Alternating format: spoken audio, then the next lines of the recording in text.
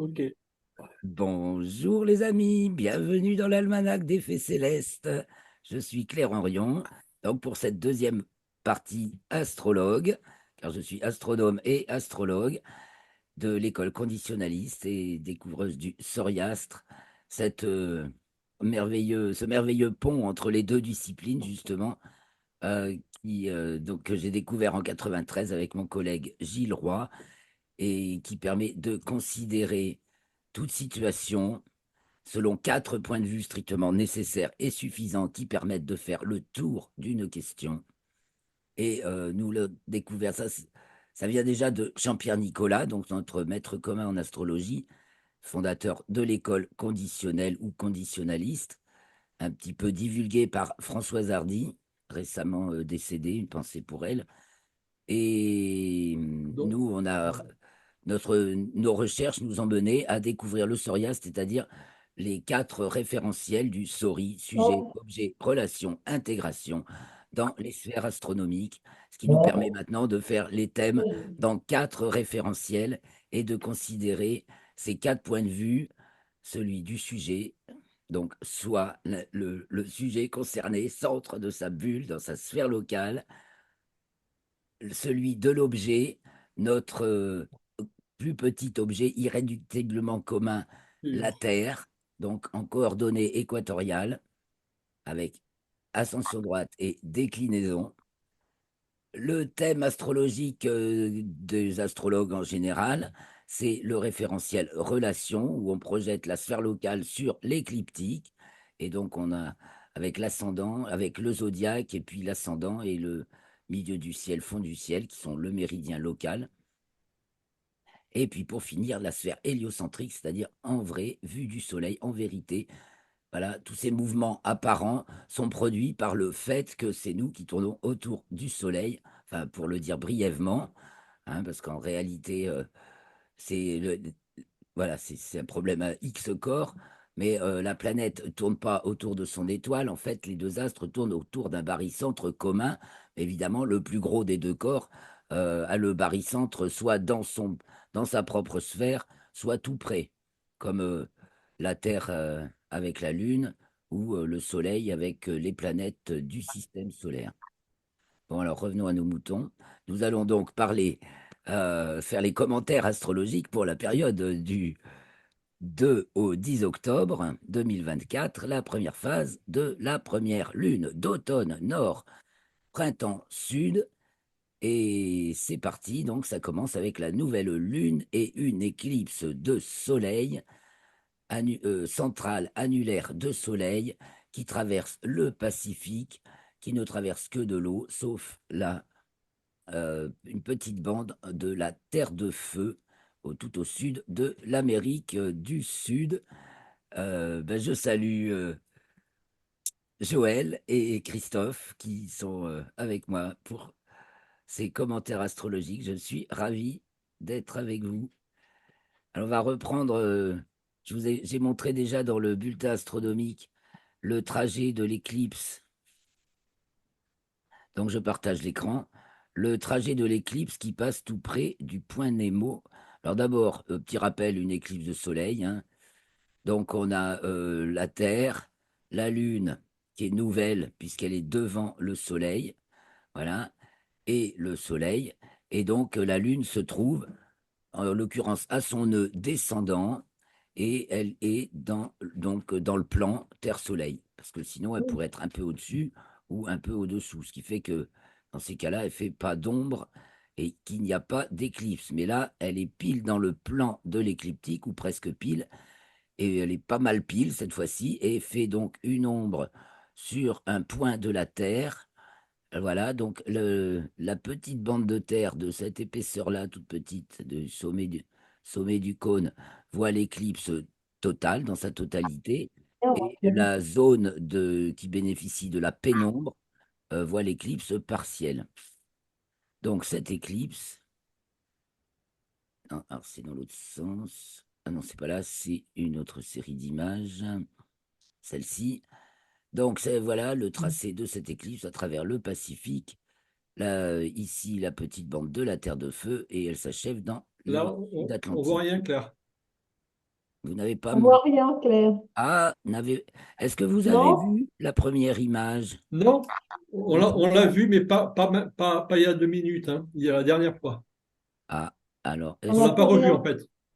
est-ce un problème de transmission? Non, Ah, mais on l'a pas attendez, revu. j'ai quitté, je suis plus sur. Je vous ai perdu. En fait, je vous ai perdu. Ah oui, ça partageait pas bien. Voilà, là, vous devriez Là, voir voilà. mieux. Ah, Oui, yes. Ok. ah, Ah, excusez-moi. Est-ce que vous avez vu tout à c'est l'heure bon. C'est bon. Oui, oui, l'éclipse? on l'avait vu. Ah oui, d'accord. C'est que j'avais partagé l'image, Oui. partagé l'écran.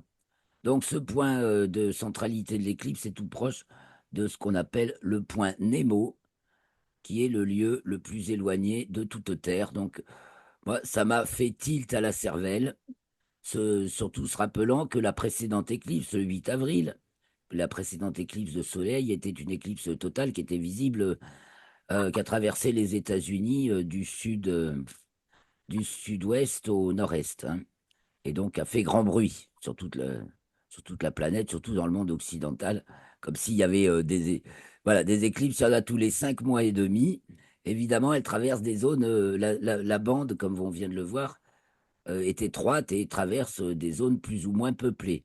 Alors celle-ci, elle traverse une zone particulièrement peu peuplée, hein, à l'inverse de la précédente. Et elle se produit Elle donc traverse elle traverse l'Amérique du Sud, quand même.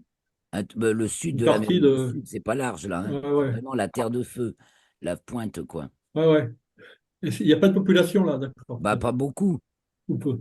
C'est vraiment. D'accord. Oui. Bon, il y aura des chasseurs d'éclipses, hein. Tous les amateurs d'éclipses ont ceux qui ont les moyens, Vont y aller. vont se rendre, bah, bien sûr. Et j'espère qu'on aura des images. Maintenant, il faut qu'il fasse beau. Ça doit être le printemps là-bas. Le temps c'est un climat difficile, le sud de la Terre de Feu, hein. Alors, bah, ça, c'était les images. Bon, ben, je continue, je partage un peu, fini de partager les images. Donc, un mois qui va être plein de comètes. Enfin, les mois qui s'annoncent vont être pleins de comètes. La Lune, donc là, c'est presque à son premier quartier. Vous retrouverez ça dans dans l'article. Donc, c'est parce que je n'avais pas montré les images. Donc, c'est vous remontrer les caractères Eudoxe et Aristote que vous pourrez voir avec sous le soleil levant le 10 octobre, le 9 octobre au soir. Et je complète un peu le bulletin astronomique à chaque fois et j'en loupe une partie. Et le lendemain, le 10 au soir, vous pourrez, voilà, demi, la demi-lune, donc du premier quartier. Et entre autres, vous pourrez repérer les Alpes lunaires tout au nord de la mer des Pluies. Voilà, Eudoxe et Aristote, voilà, en une journée. Voilà, la veille, le soleil se levait là. Le lendemain, le soleil se lève là. Alors maintenant, c'était. Bon, je m'arrête là pour les images. La Terre et la Lune.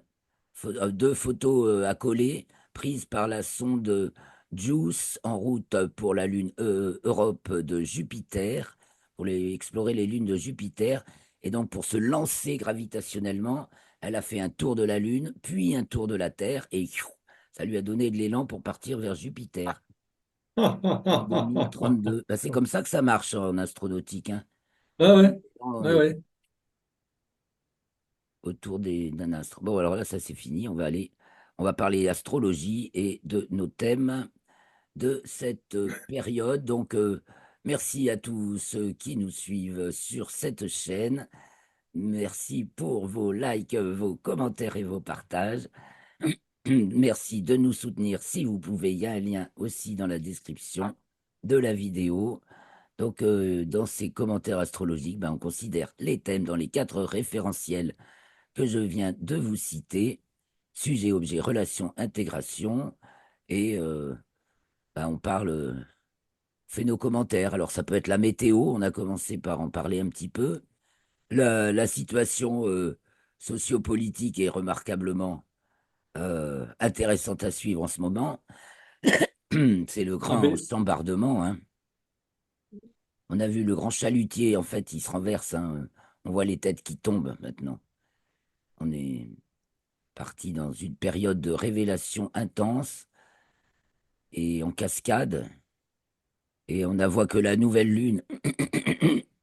Ça va faire une cascade. La nouvelle lune est en balance avec Mercure, donc au nœud descendant. Donc en balance, en carré sec à Mars, Cancer, ça déglingue. Blablabla, c'est la cascade, parce que Mars Cancer, ça peut être une grosse masse d'eau qui. Alors on a ce grand triangle en signe d'eau où éléments structure, hein, parce que les quatre éléments, feu, terre, air, eau, que je me plais à rappeler dans l'ordre. Je suis chaque fois, j'ai tous les poils qui se dressent, les cheveux qui se hérissent sur la tête, quand j'entends beaucoup de gens qui se croient très avertis faire une soupe avec les éléments. Je crois que ça provient de Steiner, malheureusement. Ce grand homme n'a pas laissé que des choses parfaites. Et le zodiaque nous enseigne que l'ordre des éléments, c'est feu, terre, air, eau, répété 3 fois. Si on ne comprend pas. Et Jean-Pierre Nicolas a décodé cela de manière plus actuelle en exprimant la carte énergie, espace, temps, structure. Énergie, le feu, notre feu intérieur, notre foi, notre flamme. Voilà, ça c'est l'énergie et c'est c'est la force centripète, voilà, qui est centrée. On se centre en soi. Et puis après, espace, bah, qu'est-ce qui définit mieux notre espace que la Terre et le Soleil, hein, les amis? Ça fait tout, notre espace. C'est la Terre, notre espace. Et c'est ce qui définit. Soleil, n'est-il pas merveilleux sentir, de se sentir. Zut, j'ai plus la dernière phrase. Il y a encore une phrase de Thiéphène qui m'a inspiré depuis ma jeunesse.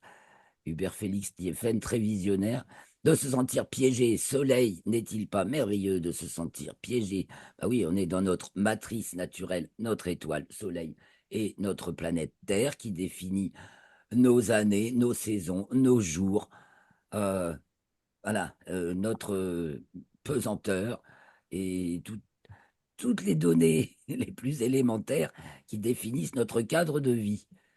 Donc, ça, c'est l'espace. Le temps, bah, la relation, le temps, espace-temps. Une masse creuse son espace-temps à son échelle. L'espace et le temps sont des données du monde manifesté, mais de l'autre côté, dans le monde structure-énergie, ou eau, feu, les éléments eau et feu, ou bien structure-énergie, l'espace et le temps n'existent pas. C'est pour ça qu'on peut avoir des synchronicités, entre autres. Donc l'espace et le temps sont liés à la manifestation. Un corps creuse son espace-temps à son échelle. C'est ce qui découle directement de la théorie de la relativité d'Einstein. Ça, c'est comme ça qu'on la représente avec une boule qui plie l'espace-temps. Voilà, une masse creuse son espace-temps à son échelle.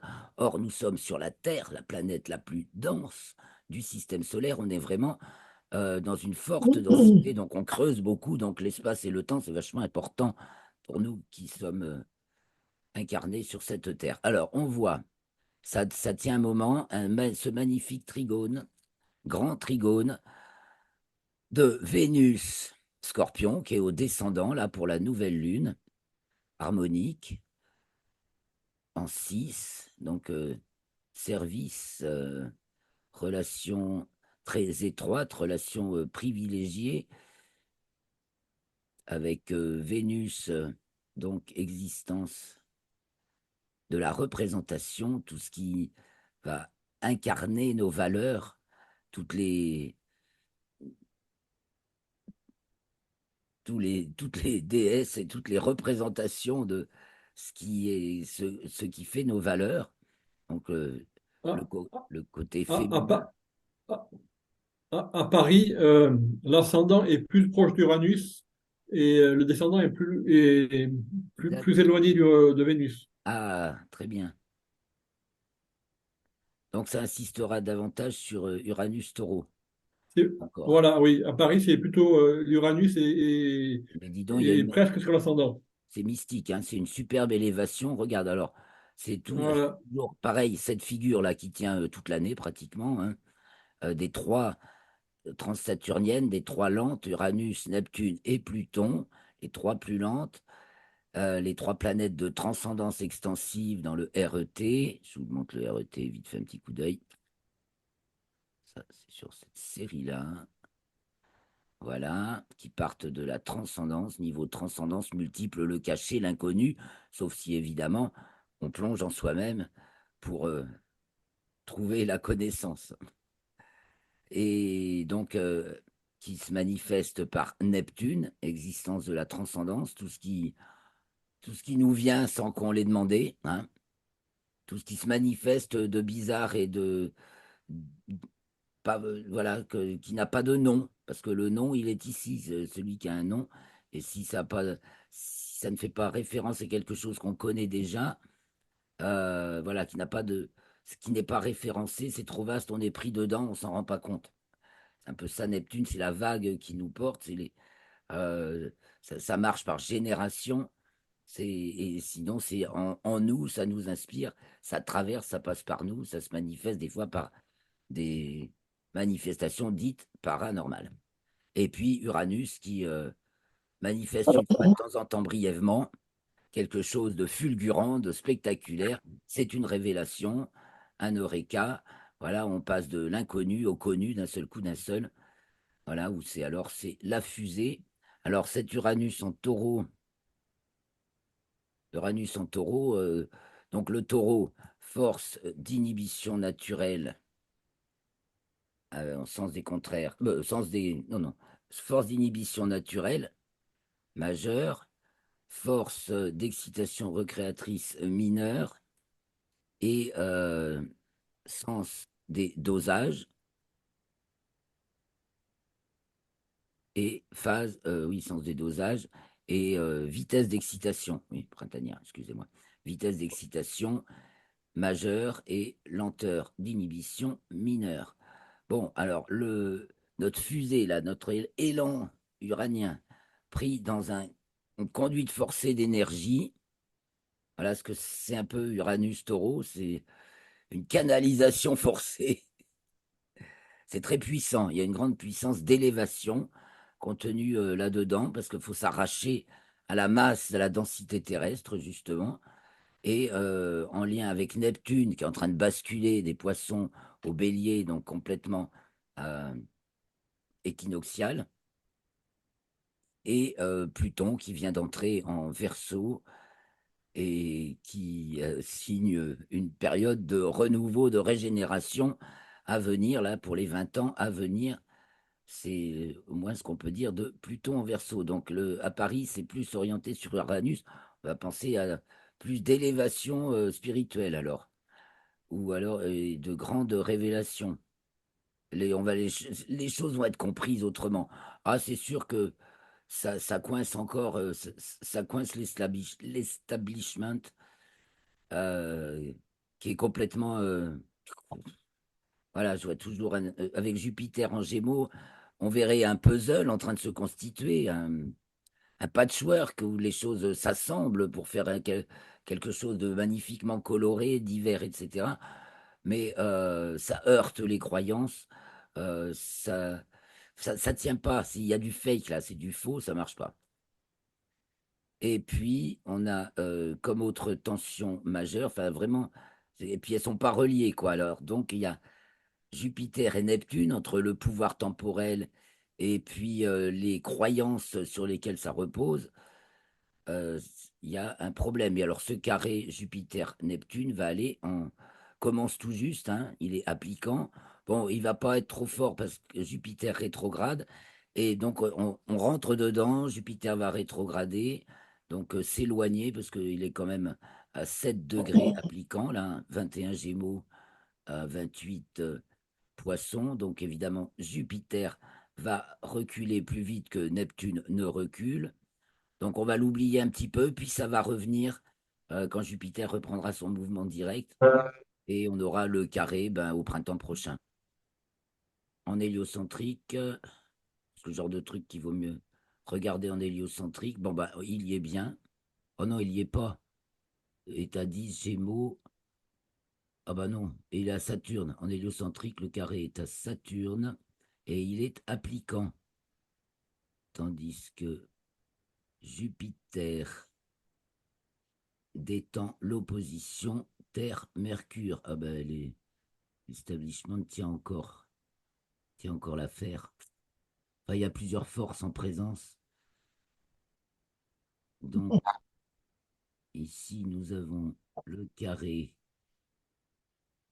Vénus, Neptune. Non, si, c'est Vénus-Neptune. Donc, des choses qui vous soulèvent le cœur. Mais alors, la totale, quoi, parce que Vénus est solsticiale, pratiquement dernier degré du signe du Sagittaire. Et Neptune est équinoxial, donc c'est un grand bref. Des révélations qui nous renversent, c'est pas fini. Enfin, je veux dire, c'est un peu, si, c'est un peu un paroxysme là. On est un peu à un paroxysme de choses difficiles à avaler. Et à part ça, qu'est-ce qu'on voit? Notre figure transcendance, la même quand géocentrique, il y a très peu de différence sur les lentes. C'est sur les rapides et même les moyennes qu'il y en a. Saturne, pivot, relais tensionnel en poisson, demi-carré Pluton et carré Jupiter. Ça, c'est la grande démolition, la grande dégringolade, le grand démontage, le grand désassemblage. C'est comme, ben voilà, vous entrez dans le grenier qui n'a pas été ouvert depuis 100 ans, et tout d'un coup, les figures, les vêtements, les trucs qui étaient suspendus, les mannequins, les machins, ça tombe en poussière. Je pense que c'est à ça qu'on est en train d'assister fondamentalement, globalement, sur la planète. Alors, il y en a toujours. Et puis, il y en a qui essaient de sauver les meubles, hein. Ça peut être des efforts de dialogue pour la paix, pour s'entendre entre différentes cultures. Je pense ce fameux patchwork, cette réunion multicolore avec un Mars trigone Pluton, c'est un peu la voie du bon sens, de la sagesse là. Soit c'est la menace nucléaire, soit c'est justement euh, des gens dynamiques, parce que a fait son trigone à Pluton là, nature sans tension, applique à Jupiter, bien sûr, à laquelle elle était conjointe au mois d'août en géocentrique, mais c'est pas fait encore en héliocentrique. Et donc, ça va peut-être activer aussi des pourparlers avec Mercure en balance, hein, pour un autre équilibre, là, une paix, quoi, hein, sur Terre, hein, elle est là, la Terre. Et notre Terre qui fait demi-carré à Uranus. Et oui, il faut vraiment se faire un petit peu, se bousculer un petit peu dans, dans ses atavismes et ses habitudes. Que dire encore? Ben, c'est déjà pas mal sur l'héliocentrique. Donc je reviens, puis on n'est que sur la nouvelle lune, hein, pour l'instant. Mais elle est importante. Donc c'est cette éclipse, hein, on voit, puisque la lune est au nœud descendant. Et donc ça veut dire aussi qu'on va laisser tomber des choses, quoi, hein, et qu'on va faire du nouveau. Là, on ouvre une ère nouvelle et ça casse des pans de mur. Ça casse des pans de mur. C'est comme, voilà, vraiment, tant mieux. Et donc, alors revenons sur le grand trigone en signe d'eau, donc structure, énergie, espace, temps, structure. C'est ça, l'eau. Ben, l'eau conserve la structure. C'est le principe de l'homéopathie qui finira bien par être reconnu comme efficace. C'est parce que c'est efficace et intelligent que c'est si maltraité, cette discipline est si maltraitée depuis 200 ans, plus que ça. Enfin, plus que ça, qu'elle est un peu plus de 200 ans qu'elle existe, et ça fait au moins depuis les années 50 qu'on a commencé sévèrement la bannir, à commencer par arrêter de l'enseigner dans les universités à partir de 1950, pour en arriver à ne plus la rembourser dans nos pharmacies. C'est encore heureux, on peut encore s'en procurer. Et tous les labos qu'il y avait en France ont été obligés de fusionner en un seul. Et donc, voilà, pour tenir peut-être le coup à l'attaquant. Mais bon, les gens continuent à se soigner par l'homéopathie parce que ça marche. Il suffit de rentrer un peu dans l'information, justement. Ce qui est très intéressant parce que c'est vraiment une médecine de l'information qui peut se passer même des supports, des granules en sucre, mais ça, c'est la deuxième étape. Mais le principe est là. Et donc, je reviens sur ce Jupiter, oui, carré Neptune. Voilà. En fait, Jupiter était carré à Saturne. C'est vraiment le démantèlement des organisations, donc des organisations humaines en ce qui nous concerne. Et alors, météo, ouais, tiens, parlons un petit peu météo pour attaquer cette nouvelle lune, Ah puis on ben, passe à la suite. Donc, ça, c'est pas bon. Déjà, regarde, Pluton la culminant et température, Vénus en scorpion, c'est pas Pluton très chaud. culminant. Voilà, ça peut même indiquer des situations extrêmes. Et ben avec Uranus à l'ascendant, ça signe une situation assez particulière, effectivement, ouais. Alors, le problème, c'est qu'en fait, Soleil, Mercure, Lune en balance, c'est plutôt un ton de saison quand Mercure est sur le Soleil. Ouais, mais c'est en 6. Mais le problème, c'est que, oui, mais justement, déjà, premier argument, et deuxième argument, ça dépend de Vénus qui est en Scorpion. Oui, Donc, ça puis va faire froid. ça Vénus en Et scorpion, généralement, c'est Saturne, pas du chaud. Puis alors, ça passe tout oui, seul mais avec. elle a, voilà, Ça passe tout seul, hein, et, ça glisse là, avec Saturne Poisson et voilà, Mars et, Cancer, et, c'est fluide, hein. On peut pas faire mieux, plus voilà. fluide. Donc, on va voir, en fait, ça va pousser vers le froid, je pense. Et des grandes eaux, froid et ça reste. Parce Mais que bon, plutôt le beau. Mercure est dépressionnaire, la 6 dépressionnaire. Au nœud descendant et carré à Mars, oui, on cherche la chaleur et en 11, on a Saturne en poisson avec la Trigone Vénus Boum. Scorpion. Bon, allez, cherche pas la chaleur, oui, c'est pas cette année qu'on l'aura, hein. Voilà. Oh là là, c'est vrai, ça caille, hein. Ouais, ouais, On voit le thermomètre baisser là. C'est terrible. Bon, alors, allons voir un petit peu plus loin. ouais, ouais, ouais. Neptune est encore en ascension droite, est encore côté des poissons, mais ah oui, je crois elle s'est déjà aventurée à plus de 0 heure d'ascension droite, c'est-à-dire en bélier. Bon, alors je vais. La suite, c'est la Lune rentre en Scorpion le 4 octobre à 11h22 TU. À ce moment-là, nous avons l'axe des nœuds et le Soleil tout près. Dans l'axe méridien avec le nœud descendant de l'orbite lunaire au milieu du ciel, suivi de Mercure, ça parle de cascade qui descend, quoi. Alors, soit c'est des trompes d'eau qui nous trompent sur la tête avec Mars Cancer, attention, hein, ça peut faire des trompes, tout ça, hein. C'est vrai. Enfin, ça, pas pour tout le monde partout, mais un phénomène. Bon, avec le Sagittaire à l'ascendant, il y a de l'ampleur, on ne peut pas dire mieux. Donc, Neptune en 3 avec le nœud ascendant en bas. Tout situation assez nouvelle. Donc, on a notre grand trigone d'eau. On a Mars carré à Soleil, Mercure en balance. Et Jupiter qui amplifie. Voilà. Ça va donner beaucoup de.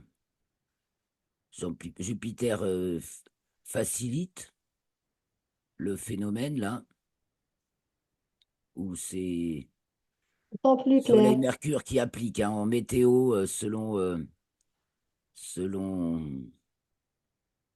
Vas-y Christophe, rafraîchis-moi la mémoire. Ton maître en astro-météo, N'entends plus. vous m'entendez plus?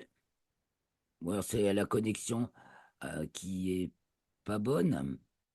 Bon, alors ce que Si, Georges Duperron. voilà, selon Georges Duperron, c'est celles qui N'entends sont plus du le plus tout. Pardon, tu nous entends plus, Joël? Nous, on t'entend.